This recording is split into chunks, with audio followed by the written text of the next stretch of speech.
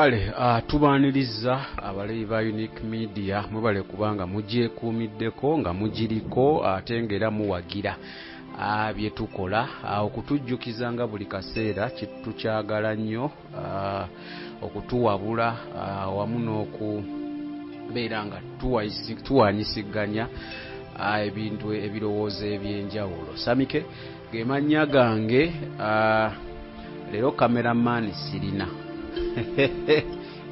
njogera mu mazima. Leero cameraman sirina, yenze cameraman. Abakulu balina emirimu emirala gye bagenze okwasaganya. Bbanga liweze tutambula ne mwami Kalyango Joel, era episodes zaffe ez'enjawulo ku YouTube twazituuma twazituuma ebyama bya Katonda. Njala sooka yisaba buno obuntu bubiri nga tunaba kugenda mu maaso. Of course we naba nkoze mensolo ojja kulambululamu. Ekisooka, tetuli wano kwogera bintu kutukkiririzaamu. Tetuli wano kwogera bintu nti mutukkiririzeemu, era nga gy'ole waatera okwogera nti bino si bya buli omu. So nze wendeeta wano omuntu wawulira nga byayogera tebikolera, it is okay, naye tomalamu balala maanyi. Ekyo kimu. Ekyokubiri, nze ndowooza mu ffe ng'abalokole tuyina okuyiga okubalansinga grace n'amateeka. Kitukuba nnyo nti w'osanga omulokole agoberera grace ekisa, si kyekisa mu Luganda, osanga ng'ate alina ebintu by'akola olw'okubanga amanyi kirimbu, once saved always saved, n'obeerawo ng'okola ebintu ebitaweesa Mukama kitiibwa because omanyi muli mu kisa. Naye ate w'osanga n'agoberera amateeka nga ye ali ku mateeka, olumu akutamya obulokole.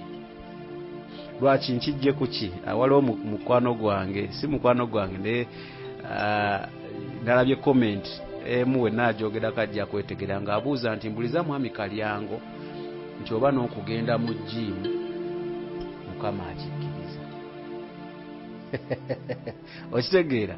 Kati nze nenfunamu ekirowoozo nti w'ogoberera buli kimu ekikolebwa ku nsi eno, kuviira ddala ku ngoye ze twambala, emmotoka ze tuvuga, ne zino kamera ze tukozesa, ozigenda in detail, weesanga nga sitaani oba omulaba ajjamu somewhere. Gye bikolebwa bijja bitya, bituuka bitya kuggwe okubyambala. But nze ndowooza nga tusiba tukyogera ku channel eno ne programu eno, it is your personal relationship with God emalawo buli kimu. Otherwise wona agamba tokola kino, togira kino, togira kino, tokola kino, ojja kwesanga nga buli kimu toyina kikozesa. So kenjagadde oyisaawo nga nze Sami. Kale tugenda tweyongerayo nako olwaleero naye kansuka empisawo GS Medical Hubs. Bagamba nti bw'oba olina ebirwadde byonna, waliwo eyambuza nti oba omusawo John wa GS Medical Hubs akola ku UTI, byonna bikolako. Yes, byonna bikolako. So gendayo abenga akutereeza bulungi nnyo. Talina tabu, ajja kuba kukolako bulungi ate otereere. Eddagala lyonna lyakozesa habo, bintu biri nakyo, tebirina side effects zonna. Then Denaya Events bakola ku bintu bya mikolo, inayo omukolo muyita atimbe. Muwe business ajja kuba kola bulungi, omutima ajja bakozesa gumu, era omukolo go ndi kushuwa nti gujja bagulabika bulungi nga buli atuuka wagamba wow.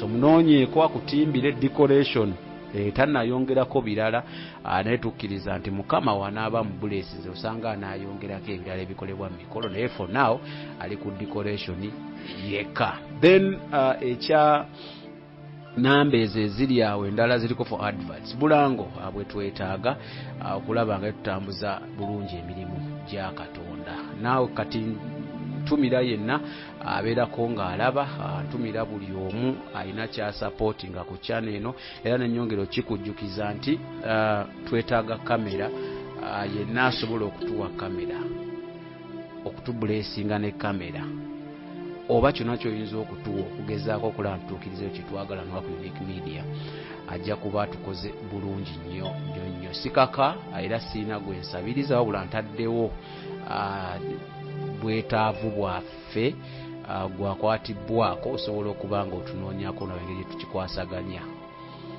n'otuyamba. Lwaki nkyogera nti right now kamera gye nkozesa yafunyeemu issues, so era we mundaba nga si shooting for some time nga mpozinzeemu mukimanye nti kamera is the problem. Mwenna abantuukidde nga munyambako wano nawali, mwenna mbeebazizza, abasinga mwenna temwagala kwatula amannya, naye mwenna mbatumiddeko, mwenna abali mu nsi z'e Bulaaya nti mbaagala nnyo, mbaagalira ddala. Onansonyiwanda ngenze bakuyita kulandagga, nandazzeemu naye mbadde nina okuyisaawo obubaka obwo. Nsaba obuze ku bantu then banjuli ebintu geno batwogerako, tutandike programu y'olunaku olwaleero. Mukama wange, bantu ba Katonda balungi, Mukama yeebazibwe, era tubeebaza okubeerako ne muwuliriza, era nange ntumira buli omu ali eyawuliriza, naddala abo abalina ennyonta, abalina enjala ey'okunoonya Mukama Katonda bamuzuule, nga bazze nga batambula olugendo lwabwe ne Mukama, nga bamunoonya naye nga tebannamuzuula. Abo be bannannyini bubaka buno bwe tuweereza, kubanga obubaka buno buba bulina ekifo kyabwo mu mitima gyabwe. Abo bokka be bagenda okutegeera bino okutuuka ku ddaala liri bakkusibwe munda mu bo. Mukama abawo omukisa nga muwuliriza. Kale bingi bye baagala tukooneko ku channel okwo. Abakwebaza wayogera bulungi ku kintu kya tithe, abakitegeera bulungi. Then waliwo abagamba twogere ku health, tewagitaanya bulungi. Waliwo abagamba twogereko ku marriage, tewagitaanya bulungi. Waliwo abangambye emirimu mbwe abalokole gye batalina kukola, tewakitaanya bulungi. But I think today n'aba Sabbath tujoogereko. But I think today tugenda batwogera ku bintu bibiri, obudde obunaaba butukkiriza twongereko ne ku birala. Specifically tugenda kwogera ku Sabbath. Sabbath bibirikale egamba ki, then ne ebyama byewalabako bigamba ki. Nga we twagamba bino ebintu bye twogera si bya buli omu. Owulira nga tebigatta kuggwe, genda olabe programs endala kweziri nnyingi zenkoze n'abasajja balaba ba Katonda. Then twogere ne ku wano Yesu we yasabira n'ayaka, bakiyita batya, manyiza oluzungu sirumanyi nnyo, wagamba bakayita batyako? Transfiguration, kiva mu kigambo transfigured. Tujja kwogera ku transfiguration, ndowooza kituba tutandika nakyo, then tumaleyo ne wali ku Sabbath. Wonna wootandikira, wonna wookyuzinga okulaba nga woosuubira, wootandikira tulabe nga tutegeera ky'onaaba osomesa oba otandikira. Kale bantu ba Katonda balungi, olwaleero Mukama kitadde ku mutima gwange okwogera ku Matayo 17:2, Matthew 17:2 eyogera ku transfiguration. Transfiguration okusinga bategeeza Yesu yali transfigured nga bwafaanana kwolwo baamulaba nga si efiga bulijjo gye bamanyi, yali transfigured, ky'oba olaba bakiyita transfiguration. Awantu awo tulaba nti Mukama waffe Yesu Kristo yagenda n'abayigiriza be basatu ku lusozi. Bwe yatuuka eyo n'akyusibwa, abasomyeko mu Matayo 17:2 n'ennyiriri endala nnyingi. Mukimanyi yatuuka n'akyusibwa, baagenda okulaba bwe yali asaba nga feesi ye eyakanga omusana, era bwe beetegereza ne balaba nga n'ekifo waali kyonna kyonna kyakaayakana, era ne balaba abo abalina emibiri ng'egy'omu ggulu nga bali naye era ne bategeera mbu yali Musa ne Elijah. Era abaweereza ba Mukama ne bagamba banne wano tetwetaaga tuveewo, ne basaba Mukama waffe nti lwaki tetuzimba wano ensiisira eya Musa eya Elijah, kwegamba nga basanyufu nnyo nga tebagala bave mu kifo ekyo. So awo nsuubira nti abantu bangi abalokole baasomawo, naye gwali eyanoonya Mukama n'omutima gwo gwonna ng'oyaayaana okumumanya abeere mukwano gwo, munnange akuweereza ebigambo bino bye ŋŋenda okwogera ng'ayagala obiteeke mu mutima gwo. Era oyaze nga tanoonya Mukama, ebigambo bino bigenda mubuzaabuza kuba munda mu ye temuli kifo kyabyo. We binajja ne binoonya munda mu ye nga tebina kifo kyabyo, omulaba agenda bibba, kubanga gano mazzi ga bulamu nga gava ku mugga ogw'obulamu nga gajja gakulukuta paka munda mu nsulo eziri munda mu ggwe, oluzzi oluli munda mu ggwe. Kati oba tolina munda mu ggwe luzzi lw'amazzi ga bulamu, tegajja kutuulamu kuba tegalina kifo kyago, era bijja kubuzaabuza era omulabe abikubbeko mangu nnyo. Naye oyo alina oluzzi olw'amazzi g'obulamu munda mu ye, ebigambo bino bigenda kujja bifune we bituula bulungi mu ye, ate Mukama abikozese okuva mu ye, oluzzi olw'obulamu ate lukulukuta okuva mu ye, ate lugende mu balala, ye banaabagabana nabo. Kakati awo transfiguration yawo mu Bible tusomako ekyo kitono, ne bagenda ku lusozi ne balaba Mukama waffe Yesu Kristo ng'ayakayakana, Matayo 17:2 n'ennyiriri endala. Naye nze Mukama we yakindaga transfiguration kyasukkako awo. Nze transfiguration Mukama yagindaga nga ndi mu ggulu, era nze Mukama transfiguration yagindaga bw'ati. Nali ndi mu kifo ekyakayakana ennyo, kye nategeera nti we waavanga eddoboozi lya Kitaffe, nga wavaawo ekitangala kingi, wavaawo amaloboozi mangi, wavaawo ebitangala naye nga buli ekivaawo kiramu, nga bwe kiba kitangala ng'okiraba, nga n'okwagala kati wano ku nsi okwagala tukuwulira n'owulira okwagala, oba ne bakulaga okwagala, oba naye n'olaga omuntu okwagala, oba ne bako ky'omuwa.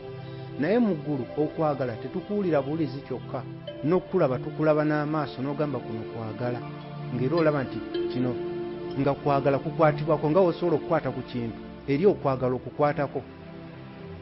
So kati nalaba awantu awava eddoboozi lya Kitaffe nga n'okwagala kujjuddewo ng'era okulaba. Awo we nnali ne mpulira eddoboozi nga lyogera, eddoboozi eryo lyali liyita Michael, era bwe baalyogera mangu nnyo Michael yatuukirawo mu sipiidi eyo. Kugamba sipiidi siyinza kugamba yajja atambula oba yajja adduka, naye eri sipiidi esingako ne ku lightning oba akamyanso oba okumyansa kw'eggulu, sipiidi eya Michael gyegirako esingako naawo, kubanga olwamwyita n'ekigabo baali bakyamwyita nga atuuse ssaawa eyo. Era bwe yatuuka Michael ne mulaba n'avunnama n'ateeka omutwe wansi, ne mmanya nti mu mutima gwe yali azzeemu nga mutima gwe azzeemu ng'agamba alinze ebyo ebiragiro ebigenda omuweebwa. Era ne mpulira eddoboozi nga limugamba agende ayite Musa ayite ne Elijah, era Michael n'ayimuka n'agenda. Tewayita bbanga ddene ng'akomyewo ne Musa ne Elijah, era nabo bwe baatuuka ne bavunnama ne bateeka omutwe wansi, ne bateeka amavivi wansi, ne bateeka n'omutwe wansi. Era ne mpulira eddoboozi nga lyogera nga ligamba nti bagenda ku lusozi basange omwana gw'endiga gy'ali abalinze. Era eddoboozi ne libagamba banguwe kubanga ali ku lusozi abalinze. Era ekyo we baakyogera ne ndaba Elijah yasooka okuyimuka ne Michael ne bayimuka ne bafuluma. Musa yalwawoko ng'akyakutamiza omutwe, ne ntegera munda mu nze nti Musa ali mu kwebaza Kitaffe, era namanya nti Musa mu mutima gwe ali mu kwogera nga yeebaza Kitaffe ng'amugamba mazima ddala Katonda mutuukirivu era asaanidde, era ekigambo kye tekiggwaawo. Nga munda mu mutima namanya nti Musa ali mu mugamba nti Mukama asaanidde kubanga bye yasuubiza abituukiriza. Era Musa mu mutima gwe ne mpulira ng'ayogera ng'agamba nti mazima ddala yava kuno ku nsi ng'ekigere kye tekirinyeeko mu nsi ensuubize. Era n'agamba nti newankubadde yava ku nsi, oluvannyuma ennyo Mukama atuukiriza kye yayogera Musa agenda kulinnyako mu nsi ensuubize n'ekigere kye. Ebyo Musa bwe yamala obyogera mu mutima gwe yali tayogera ku kamwa, yali akutamye wansi nga n'omutwe gutunudde wansi, naye nategeera nti byali mu kwogera era Kitaffe abiwulira. awo Musa n'ayimukawo naye n'afuluma. Musa we yafuluma n'endaba omusajja omu naye nga wakitangala munene wa kiwago, naye ng'omusajja oyo omubiri gwe gwonna gufaanana nga muliro. Yajja mangu nnyo n'ekigaali eky'omuliro nga kiriko nga wolaba endogoyi nga wolaba endogoyi bwe basibako ekintu kye zisika nga waliwo abatuddemu. Oyo omusajja yajja mangu nnyo, era gwe nategeeramu erinnya lye bamuyita Jehiko kuba nawulira Michael ng'amuyita. Omusajja oyo Jehiko we yajja n'ekigaali ekyo, Michael n'alinnyamu ne Musa ne Elijah. Michael n'amugamba twanguwe tugenda ku lusozi, tugenda kusinkana omwana gw'endiga atulinze. Ne ndaba nga Jehiko asika emigwa gyali akutte, endogoyi ne zitandika okudduka nga nazo zonna za kitangala n'ekigaali. Ne badduka nga mbalaba, ne basimbula ne bava mu ggulu, ne ndaba nga bakkirira okujja ku nsi mu sipiidi ey'amaanyi. Naye bwe baali bajja ne mpulira nga Musa era agamba Elijah ne Michael, n'agamba mazima Katonda atuukiriza ekigambo kye. Musa n'agamba mazima nava ku nsi nga sirinyeeko kigere kyange mu nsi ensuubize. So nga Musa mu kujja abaana ba Isirayiri bonna yali abatwala mu nsi ensuubize nga bakulembedde, naye yatuuka kuva mu bulamu bw'ensi nga tebannatuukamu eyo ensi ensuubize. Naye Musa n'agamba mazima Katonda mutuukirivu era ekigambo kye akituukiriza. N'agamba olunaku olwo kuba yagamba olwaleero akkiriza kitaffe ekigere kyange kirinnyeko mu nsi ensuubize. Era ne mpulira nga Michael amugamba nti wali yagadde okulaba we nakweka omubiri gwo ng'omaze okuva mu bulamu obw'ensi. Ne mpulira nga Musa amugamba nti ddala ayagala nnyo si kulaba wokka we bakweka omubiri gwe, naye ayagala kulaba n'ensi bwefaanana oluvannyuma lw'emyaka emingi ye nga yavaamu ne Elijah. Ne ndaba nga bakkirira nga bajja n'ekigaali eky'endogoyi nga bakkirira nga mbalaba nga bajja. Era Michael n'agamba Musa nti bagende balabe mukama waffe omwana gw'endiga ku lusozi, bwe banaavaayo ajja mutwala amulage we yakweka omubiri gwe. Era mangu nnyo nabalaba nga bakkirira ku lusozi, era ne nnengera mukama waffe Yesu Kristo ng'ali mu kusaba. Era we namulengera ne bajja ne batuukira ddala ku lusozi we bati. Kati we bajja ne batuuka ku lusozi, bajja n'emibiri gyabwe egy'omu ggulu egy'ekitangala n'endogoyi byonna, ng'era ekitangala kibeetoolodde bonna nga bafaanana mu ggulu we bajja ku nsi. We baagwa we bati ne bayimirira ku lusozi, wonna waali waakayakana. Era bwe waali waakayakana mukama waffe Yesu Kristo nga ali awo ng'asaba, ne mpulira Musa ng'amugamba nti agume bagenda muteeka ku musaalaba, bagenda mubonyaabonya naye agume ajja kuwangula. Ne mpulira ne Elijah nga muzzaamu amaanyi nti agume agenda kuwangula, bagenda mubonyaabonya bajja mufumita effumu. Nampulira Elijah nga amugamba awo ebintu nga Michael wali yeewombese bulungi nnyo. Ne Jehiko yali ye ali ku kigaali wali waatuula ng'avuga ekigaali ye nga waali. Ne mpulira nga bamugamba ebintu ebyo. Era akaseera ako kennyini ne nnengera abaweereza Mukama be yali azze nabo abaali ku lusozi, naye ne nnengera baali bagudde wansi nga balinga abeebase. Naye ne nnengera nga basitula emitwe batunuleyo. Ekitangala kyali kibakubamu nnyo nga batyo kitunula mu butereevu n'amaaso gaabwe. Naye nalaba nga bagezako kuyimusa emitwe batunule ekitangaala ekyo. Era ne ndaba we baalengera abayimiridde, naddala Peetero yalengera abayimiridde n'ategeera oli Musa, n'ategeera oli Elijah. Era ne ndaba Peetero mu mutima gwe n'atandika okugamba Mukama singa azimba wano ensiisira eya Musa ne Elijah. Era nga Peetero agamba mu mutima gwe singa tetuva mu kifo kino ne tubeerera ddala nga wano nga walungi. Era ne ndaba Mukama nga ndaga nti ebirowoozo bya Peetero yali alowooza nti abo babeeranga ddala awo ku lusozi bulijjo ye tamanyiwo bumanya. Era Mukama waffe talina kye yayogera wabula Musa yamuzzaamu amaanyi ne Elijah, era tebaalwawo ne bayimuka ne batandika okuddayo mu ggulu. Mukama waffe ye nga akyali awo akyasaba. Era bwe baayimuka okuddayo mu ggulu, Mukama n'andaga nti Peetero yali takyabalaba. Peetero n'abaweereza ba Mukama baali tebakyalaba. Mukama n'andaga nti bwe baava wa Mukama waffe Yesu Kristo tebaddayo butereevu mu ggulu, wabula baagenda ku sipiidi kati ey'empola seeri gye bagiddeko mu ggulu. Ne bagenda ne babaako olusozi olumu ekigaali ekyo n'endogoyi Jehiko gye yabitwala, ne ndaba Musa ne Elijah ne bava mu kigaali. Musa n'agamba nti mazima ddala ensi tekyuse nnyo. N'agamba Elijah ne Michael ayina omugga gwe yasongako, n'amugamba ogwo omugga nkyagujjukira, we nabeerera ku nsi ogwo omugga nkyagujjukira.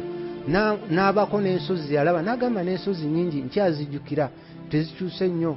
Michael n'amugamba nti katugende nkulage bwe nakweka omubiri gwo. Abantu ba Katonda balungi, tujjukire Musa we yava mu bulamu buno obw'ensi. Michael yajja n'atwala omubiri gwe n'agukweka, kuba abantu baali bajja gusinza, kuba baali bamanyi nti Musa yali nnabbi wa Mukama. Era mu kiseera ekyo ne ndaba Michael n'agenda n'alaga Musa we yakweka omubiri gwe. Era wano ku nsi Musa n'afukamira n'ateeka omutwe gwe wansi n'asaba Katonda nga musanyufu, n'agamba mazima ddala Katonda ekigambo kye akituukiriza. Musa n'agamba yava mu bulamu bw'ensi ng'ekigere kye talinnye mu nsi ensuubize, kyokka nga yakulembera abaana ba Isirayiri bonna ng'abagamba abatwala mu nsi ensuubize. Era we yamala okusaba ng'afukamidde, oluva olwo ne baddamu ne bayingira mu kigaali. Michael n'aga Jehiko tuddeyo, ne ndaba ekigaali ekyo nga kiringa eky'omuliro, nga kiringa ekyaka omuliro ate kiringa ekitangaala eky'amaanyi. Ne bambuka mu sipiidi ey'amaanyi ne baddayo. Kati Transfiguration gye tusomako mu Bible, Matayo 17:2, mu Bible olaba kyogerako katono, naye nze ekyo Mukama kye yandaga. Naye obubaka buno mbuleeta eri abo bambi ng'obadde onoonya Mukama n'omutima gwo gwonna, ng'era Mukama alina byakuyisizzaamu okubeera ng'okula munda mu ggwe emmeeme eyo. Obe nga tokyali mwana muto atwalibwa buli mbuyaga yanjigiriza, nga Mukama ayogera mu Befeso 4:14. Tukule tube nga tetukyali baana bato abatwalibwa buli mbuyaga yanjigiriza. N'olw'ensonga eyo abadde alina ekyo mu mutima ng'onoonya Mukama, obubaka buno bubwo, era munda mu ggwe mulimu ekifo kyabwo, era bulina kye bugenda okukola munda mu ggwe.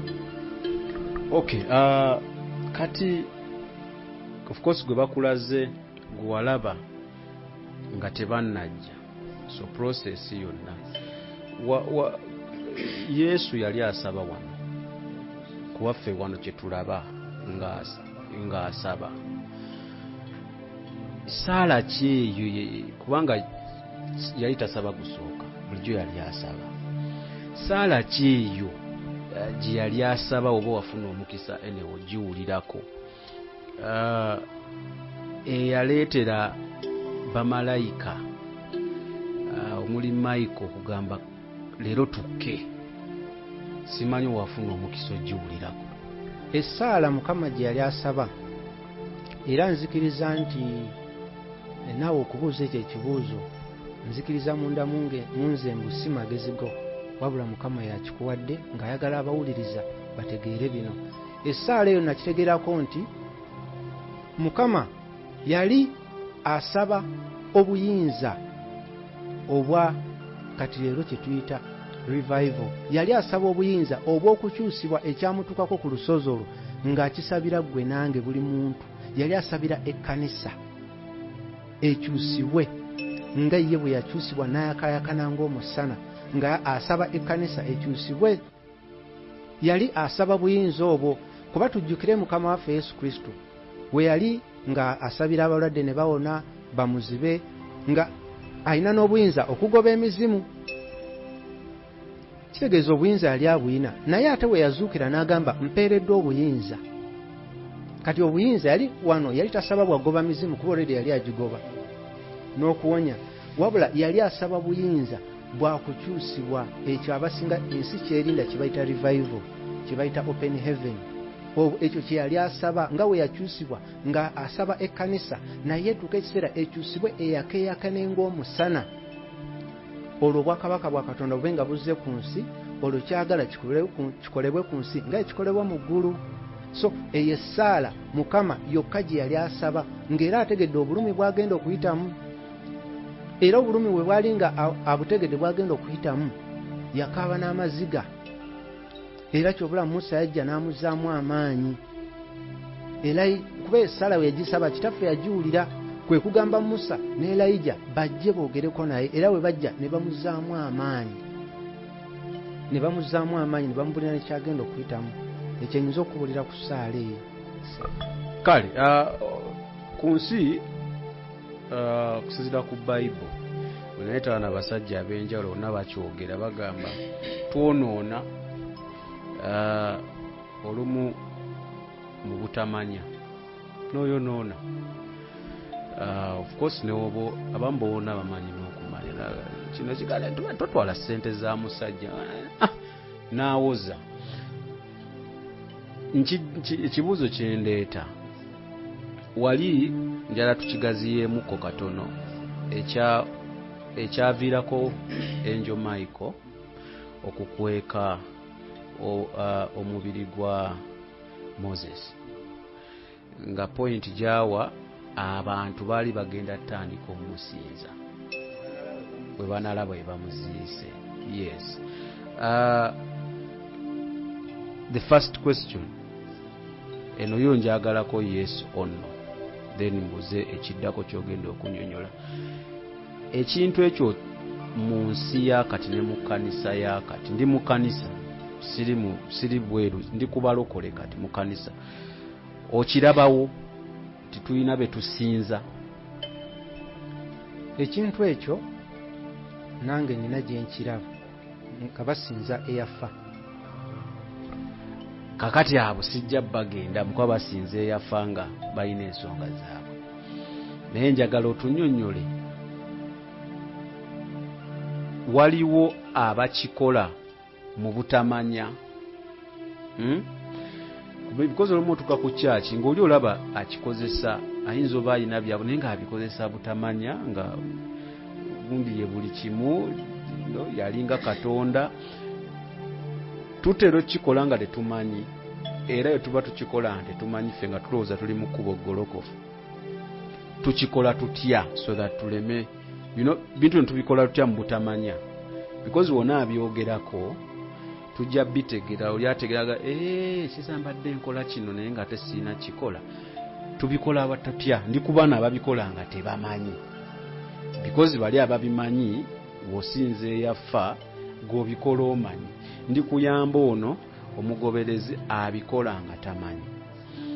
Tusinza tutya abantu oba ebifaananyi nga tetumanyi? Kakati ebiseera ebisinga okusinza abaafa ng'omuntu tamanyi akula kyalaba abalala bakola, kati naye n'akoppa bali baakuze ng'alaba kye bakola n'asuubira oba oli awo kyekituufu kuba naye abanga kyokka kyamaanyi kye baamuyigiriza, ate ng'oluusi tawulidde n'akyogerako. Kati omala kyogerako n'agamba naye nga bangi ababikola naye mu butamanya, lwakuba ate obutamanya kibi mu maaso ga Katonda, era obutamanya tekigisaako muntu musango essewo. Naye nga bangi abakikola mu butamanya nga basinza abaafa, nga bakwegamba ng'omuntu yafa naye ng'oluusi bakyakoma ekifaananyi kye, era nga bakkiriza ekifaananyi ekyo mulimu amaanyi, naye nga obwo buba bulimba bwa Sitaani, kubanga Katonda waffe Katonda w'abalamu, era omuntu waaba nga yava mu bulamu bw'ensi eno talina kyayinza kuyamba wadde wabula Sitaani asobola omukozesa ng'obulimba abantu ne basigala bagoberera ekyo ekifaananyi. Kati oba bali mu kusinza kifaananyi, naye era oli eyavudde mu bulamu bw'ensi n'abeetolodde bagamba agenze, so aba yagenda. Kati ekyo baba basinza guba muzimu gwe gujja ne guyingira mu kifaananyi ekyo, era abamu babisaba n'emikisa. Oli n'akwata ku kifaananyi n'agamba nsaba kino nsaba kiri, era w'okisaba Sitaani anoonya amagezi gonna ayambe omuntu oyo waakiri abbe aw'oyo oli amanye nti kyasabye kituufu, kuba oli waafuna kyasabye ng'abulira n'omulala n'omulala n'omulala. Kati ye ng'afa kimu asabe ekyo, naye ekyo ekifaananyi kyasabye tekiri mugamba nti va ku kibi, ajja kusigala akola ebibi nga bw'ayagala nga bw'asaba ekifaananyi, era mu geena atuuke bulungi olw'ekibi kyatambuliramu nga tewali mwoyo yamulumiriza. Omwo mwe muva zikaluti, omwo muvaamu okusinza ebifaananyi, omwo muvaamu waliwo ne kaluti ezikola ebyefaananyiriza, kuba omanyi kaluti nyingi ez'enjawulo. waliwo secret societies, waliwo cults, waliwo aba magic, waliwo abagira mu bifaananyi nga beeyita ba religion, waliwo n'ababikkako ne bazifuula organizations, waliwo n'ababikkako ne bazifuula ne bazireetera ng'omuntu akola physicals ne bagamba nti kati kola out of body smell yoga biki, naye nga zonna ze zimu just amannya ge gakyuka ne bagezako kirungiya, naye nga byonna bisigala kwegamba makubo agatwala omuntu owa sitaani essebo. Okay, onansonyiwa okutwala mu bino oyo omuwuliriza alaba oba omuwuliriza yenna awuliriza yenna gy'asinziira okulaba, senga abuuza cult kyeki, cult kyeki wanyinza oba nkyogedde nga takitegeera, cult kyeki oyinza muddamu otya? Kale kwegamba cult kyenyinza okugamba yensinza ya sitaani naye nga kungulu bagibisse nga tosobola nga si nyangu ya kulaba, nga bagibisse nga yeefaananyiriza ddala okusinza Katonda, nga yeefaananyiriza ng'era n'abakibeeramu bangi tebakitegeera. Era njagala kukubuulira nti amasinzizo mangi leero bw'otunula mu notice gwe ale yasaba kebera mu notice ze bakusomera ku kyaki gy'osabira, bw'olabamu ekigambo cult emirundi egiweranga 6 obadde ng'okiisaako buyisa maaso, naye kwegamba enjigiriza nnyingi nnyo ze zendabye wano mu makanisa nga mazima cult, naye ng'omulabe yakikweka nnyo kwegamba nga yakikweka, ate nabo abasomesebwa nga babakuba spells bambi nga tebamanyi, naye ng'omala musomesa omala kwogerako naye,